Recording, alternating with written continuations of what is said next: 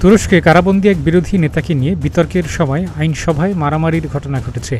বিরোধী এক নেতার উপর হামলার পর এ ঘটনা ঘটে, যাকে নিয়ে বিতর্ক শুরু হয়। সরকার বিরোধী বিক্ষোভের কারণে তিনি কারাগারে আছেন।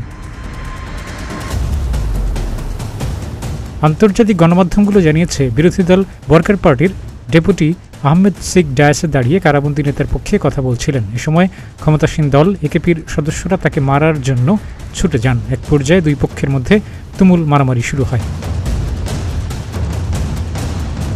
জানা গেছে, আতালে নামের বিরোধী নেতাকে 2022 সালে সরকার বিরোধী বিক্ষোভের জন্য 18 বছরের কারাদণ্ড দেওয়া হয়েছে। তার সঙ্গে আরও কয়েকজনকে সাজা দেওয়া হয়। তবে কারাগারে থাকলেও গত নির্বাচনে তিনি তুরস্কের ওয়ার্কার্স পার্টি থেকে জয়লাভ করেন। এরপর পার্লামেন্ট তার সদস্যপদ বাতিল করলেও আদালত সদস্যপদ বহাল রাখেন। সিক একেপি আইন প্রণেতাদের উদ্দেশ্যে বলেন, আতালেকে সন্ত্রাসী বললে আশ্চর্য হওয়ার কিছু নেই, কারণ যারা সংসদে বসে আছেন তাদের অনেকেই সন্ত্রাসী। তিনি বলেন, সবচেয়ে বড় সন্ত্রাসী হলেন তারা যারা এখানে বসে আছেন। এরপর দুই পক্ষের মধ্যে হট্টগোল শুরু হয়। সংঘর্ষের পর সংসদের ডেপুটি স্পিকার অধিবেশন মুলতবি ঘোষণা করেন। 3 ঘণ্টার বেশি সময় বিরতির পর অধিবেশন পুনরায় আহ্বান করা হয়।